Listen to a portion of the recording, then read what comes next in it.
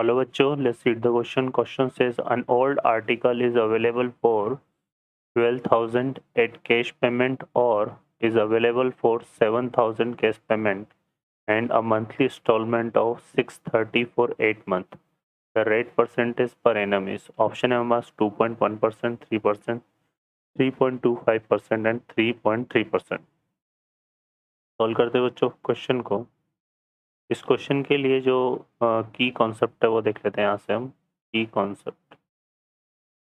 Concept में बात करेंगे. हमारे पास फॉर्मूला होता है for the simple interest equal to क्या होता है पी आर टी बाई 100. पी किसको रिप्रेजेंट कर रहा है यहाँ पे? प्रिंसिपल अमाउंट को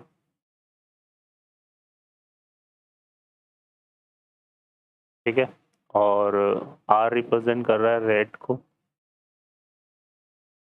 को और टी फोर टाइम है यहाँ पे,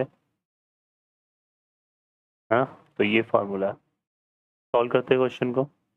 इस क्वेश्चन में देखिए यहाँ पे हमें दिया हुआ है कि कोई ओल्ड आर्टिकल है जो 12,000 कैश पेमेंट पर अवेलेबल है और 7,000 एंड मंथली इंस्टॉलमेंट में अवेलेबल है. तो यहाँ पर अगर हम मंथली इंस्टॉलमेंट वाला देखें यहाँ पे तो हमारे पास क्या आ जाएगा बच्चों? ये यहाँ पर आ जाएगा हमारे पास. अगर हम इंटरेस्ट निकालना चाहें यहाँ पे क्या निकाल लेते हैं? इंटरेस्ट. ठीक है. तो जो इंटरेस्ट बनेगा वो आ जाएगा हमारे पास क्या? एक तो 7,000 ठीक है और प्लस 630 की कितनी इंस्टॉलमेंट है? 8 इंस्टॉलमेंट. इसको मल्टीप्लाई कर देते हैं और माइनस इसका जो पेमेंट है कैश पेमेंट उसमें से सेपरेट कर देंगे तो इंटरेस्ट आ जाएगा. तो यहाँ से देखो कितना आ रहा है. ये हो जाएगा 7,000 प्लस ये हो जाएगा 0.4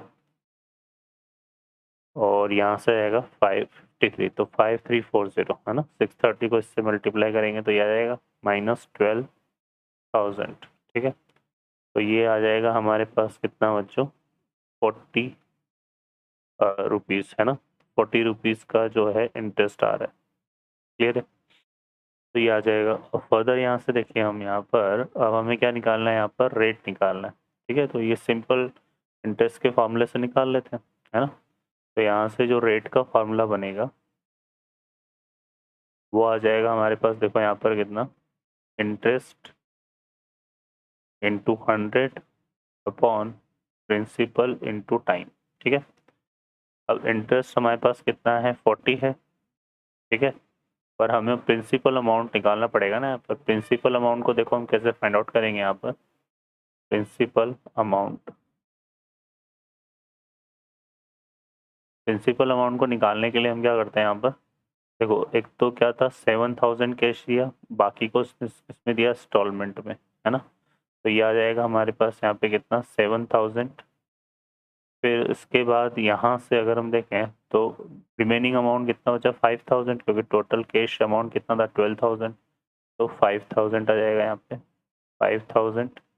फिर प्लस इस 5,000 में से फिर फर्स्ट इंस्टॉलमेंट अप्लाई करी 630. तो 5,000 में से हम क्या करेंगे? 630 को 7,000 बाकी रिमेनिंग है ना क्योंकि रेट ऑफ इंटरेस्ट तो इसी रिमेनिंग अमाउंट पे लगेगा. तो 5,000 फिर सेकेंड इंस्टॉलमेंट में 630 सेपरेट किया तो आ जाएगा 4,370. फिर 630 सेपरेट करेंगे तो 3,740.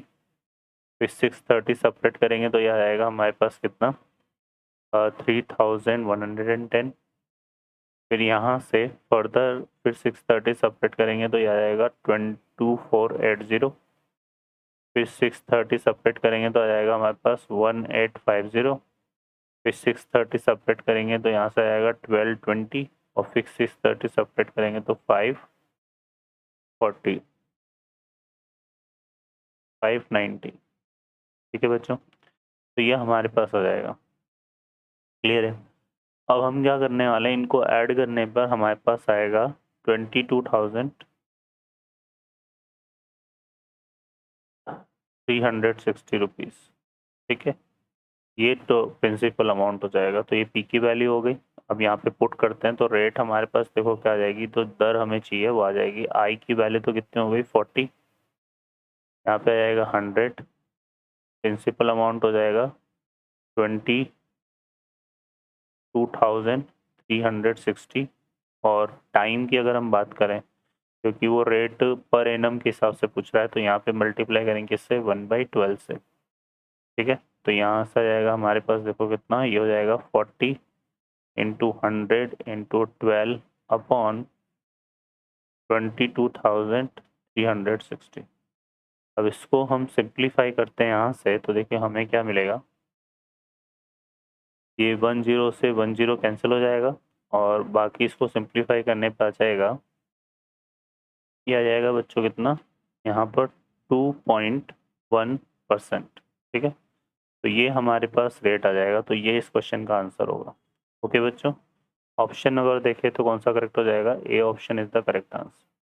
ओके बच्चों, I hope you understand well, best of luck, thank you.